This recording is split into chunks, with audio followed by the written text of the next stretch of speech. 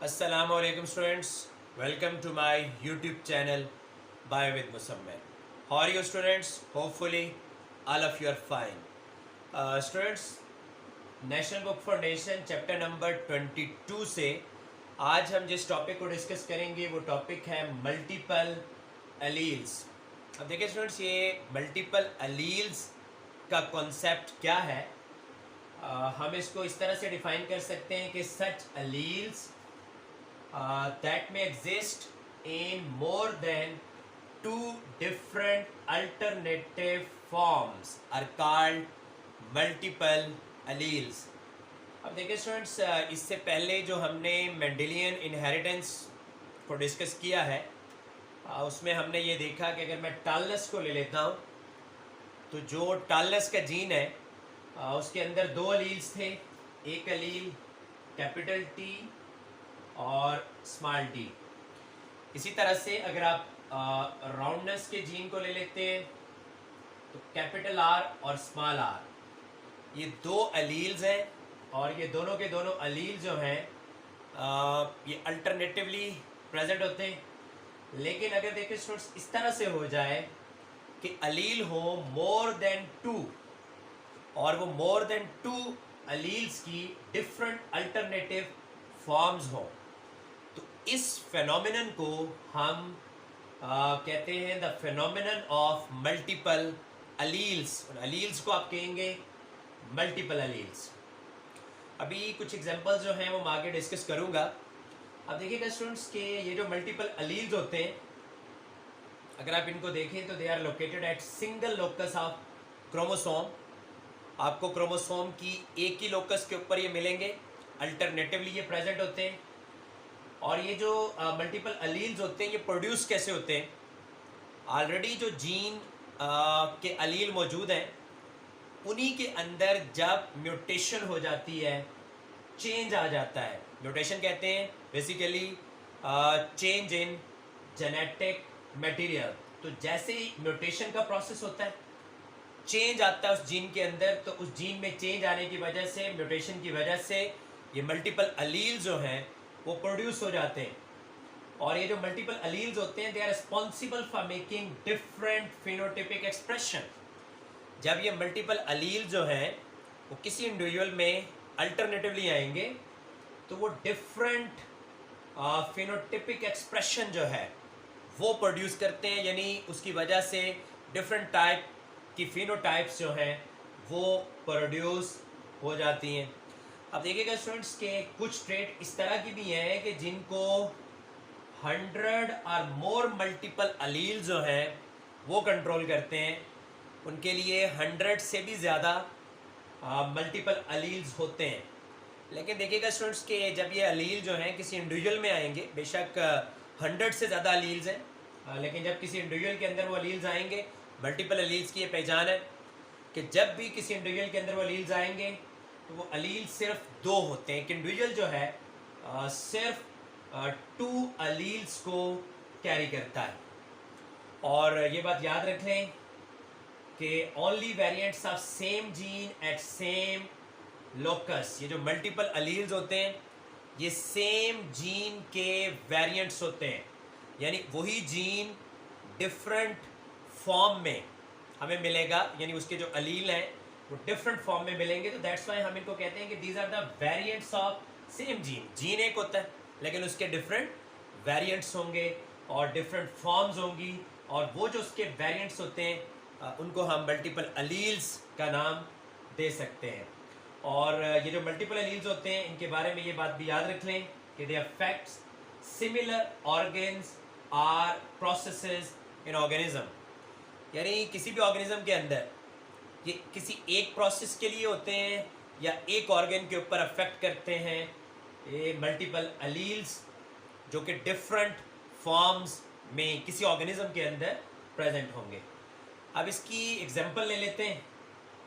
तो multiple alleles की जो एग्जांपल है वो हमारे पास एबीओ ब्लड ग्रुप के जीन्स हैं ह्यूमन के अंदर। मैं इन अलील्स को जो ना आगे डिस्कस करता हूँ। सबसे पहले हम ब्लड ग्रुप सिस्टम को देख लेते हैं।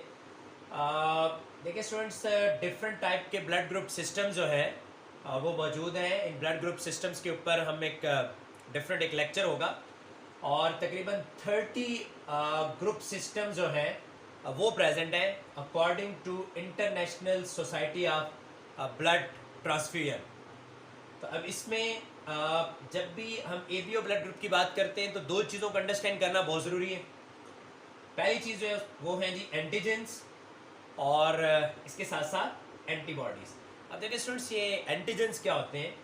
तो मैं एंटीजेंस को डिफाइन कर सकता हूँ कि these are the glycoprotein molecules present on surface of red blood cell. यानी ये ग्लाइकोप्रोटीन मॉलिक्यूल्स हैं जो कि रेड ब्लड सरफेस सेल की सरफेस के ऊपर प्रेजेंट होते हैं। अब यहाँ पे अगर आप देखें, this one is red blood cell, और इस रेड ब्लड सेल की सरफेस के ऊपर ये कुछ एंटीजेंस हैं, और ये जो एंटीजन इसकी सरफेस पे प्रेजेंट हैं, ये असल में इस रेड ब्लड सेल को एक रिकॉग्निशन देते हैं, उसके एक आइडेंटिफिकेशन मार्कर के तौर पर काम करते हैं। तो इनको असल में हम नाम देते हैं एंटीजेंस का। अब एंटीजन जो ब्लड के अंदर है ये 2 टाइप्स के हैं, एंटीजन ए और एंटीजन बी। अब देखिए स्टूडेंट्स, इसमें ये हो सकता है कि इसके ऊपर जो है वो एंटीजन ए हो, ये भी पॉसिबिलिटी है कि एंटीजन बी हो, यानी एंटीजन ए या एंटीजन बी ये ब्लड के ऊपर प्रेजेंट होता है। कभी सिर्फ ए होगा, कभी सिर्फ बी, और कभी ऐसा ही पॉसिबल है कि ए और बी दोनों एंटीजन जो हैं वो ब्लड के ऊपर प्रेजेंट हो। अब ये एंटीबॉडीज़ क्या हैं? एंटीबॉडीज़ ये वाई शेप प्रोटीन्स होती हैं। फर्स्ट ईयर में चैप्टर नंबर 13 में आप एंटीबॉडीज़ को डिटेल के साथ पढ़ चुके हैं। तो ये वाई शेप प्रोटीन्स होती हैं जो कि प्रेजेंट होती हैं in the plasma of blood, और ये प्रोड्यूस कहाँ से होती हैं? जो लिम्फोसाइट्स होते हैं, बी लिम्फोसाइट्स, वो बी लिम्फोसाइट्स इन एंटीबॉडीज़ को प्रोड्यूस करते हैं, और ये ब्लड के प्लाज्मा में होंगी। और ब्लड जो है वो एंटीजन और एंटीबॉडीज़ का कॉम्बिनेशन होता है, और जब ये एंटीजन और एंटीबॉडीज़ का कॉम्बिनेशन होता है तो इसी से डिफरेंट टाइप्स के जो ब्लड हैं, ब्लड ग्रुप्स हैं, वो हमें ऑब्टेन हो जाते हैं। अब ज़रा चलते हैं स्टूडेंट्स उन अलील की तरफ, जो अलील्स डिफरेंट ब्लड ग्रुप्स की फॉर्मेशन करते हैं। तो हमारे पास एक जीन है जिसको आप कहते हैं जी जीन आई। जैसा कि पहले मैंने आपको ये बताया है कि एक जीन जो है उसकी म्यूटेशन से ये जो डिफरेंट अलील्स होते हैं, ये अलील के जो वेरिएंट्स होते हैं वो बन जाते हैं। अब यहाँ पे देखिएगा कि जीन आई है, और इस जीन आई के अंदर जब म्यूटेशन होती है, अब देखिए म्यूटेशन 1 के केस में एक अलील प्रोड्यूस हो गया जिसको हम कहते हैं आई ए, और म्यूटेशन 2 के केस में अलील प्रोड्यूस हुआ उसको हम कहते हैं आई बी, और म्यूटेशन 3 के केस में एक अलील प्रोड्यूस हुआ जिसको हम कहते हैं स्मॉल आई। अब इसमें ये जो स्मॉल आई अलील है इसको हम रिसेसिव अलील के तौर पर लेते हैं। आई ए और आई बी जो हैं these are dominant alleles over small I. अब देखिए स्टूडेंट्स, ये एक टेबल आपको नज़र आ रहा है। अगर आप इस टेबल में देखें तो डिफरेंट जीनोटाइप्स हैं, फिर उनके अंदर कौन सा एंटीजन है, कौन सी एंटीबॉडी है, और फिर ब्लड टाइप कौन सी बनती है। तो मैं सबसे पहले अगर ले लूँ ये जेनेटिक मेकअप आई ए, यानी इसमें दोनों आई ए अलील्स अगर प्रेजेंट हों, या आई ए के साथ स्मॉल आई। तो जैसा मैंने स्टूडेंट्स आपको पहले बताया कि I A is dominant over small I, तो इस केस में क्या होगा? इस केस में ब्लड के अंदर एंटीजन ए प्रेजेंट होगा, एंटीबॉडी बी प्रेजेंट होगा, और ब्लड टाइप जो है वो ए होगी। इसी तरह से देखें, अगर आई बी अलील हो, या आई बी के साथ स्मॉल आई, तो I B is dominant over small I, तो एंटीजन बी, एंटीबॉडी ए, और ब्लड टाइप कौन सी हो जाएगी? बी। इसी तरह से देखें स्टूडेंट्स, आई ए आई बी ये दोनों डोमिनेंट अलील्स जो हैं वो एक साथ इकट्ठे हो गए। इसको हम कोडोमिनेंस, मैंने कोडोमिनेंस की एग्जांपल में भी इसको डिस्कस किया था, इसको आप कोडोमिनेंस भी कह सकते हैं। यानी आई ए और आई बी ये दोनों अपना फैक्ट शो करेंगे, इसकी वजह से एंटीजन ए और बी ब्लड सेल की सरफेस पे होगा, और कोई एंटीबॉडी प्रेजेंट नहीं होगी और ब्लड टाइप जो है वो होगी ए बी।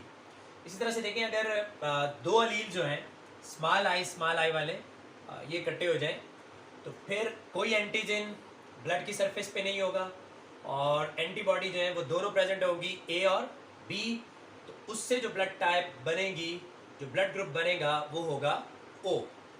अब इसी तरह अब ये स्टूडेंट्स आपके सामने ब्लड ट्रांसफ्यूजन का एक चार्ट बना हुआ है। देखिए अगर एक शख्स का ब्लड ग्रुप ए है और वो ऐसे शख्स को जिसका ब्लड ग्रुप ए बी है उसको ब्लड देना चाहता है, तो अब ए बी वाले ब्लड ग्रुप में देखें there is no any antibody, इसका मतलब है कोई रिएक्शन नहीं होगा और ए वाला शख्स जो है वो ए बी को ब्लड जो है वो डोनेट कर सकता है। इसी तरह से अगर एक शख्स का ब्लड बी है तो वो ब्लड डोनेट कर सकता है ए बी को क्योंकि इसके अंदर कोई एंटीबॉडी मौजूद नहीं है। और इसी तरह से अगर किसी शख्स का ब्लड ओ है वो भी ए बी को डोनेट कर सकता है।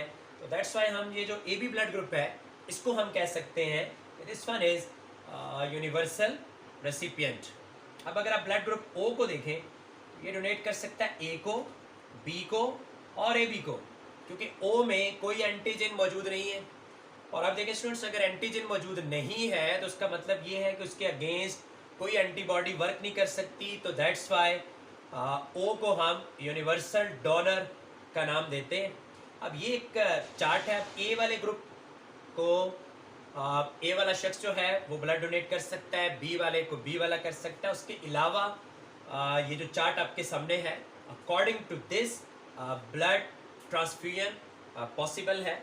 अब नेक्स्ट लेक्चर में हम इंशाल्लाह डिस्कस करेंगे कि ये ब्लड ग्रुप्स जो है वो ए पॉजिटिव, बी पॉजिटिव ये किस तरह से होते हैं और इसी तरह से हम एरिथ्रोब्लास्टोसिस फ्यूटाइलिस की जो कंडीशन है उसको भी डिस्कस करेंगे। तो हमारा आज का लेक्चर यहीं तक था। मुझे इजाज़त दीजिए, आपसे नेक्स्ट लेक्चर में मुलाकात होगी।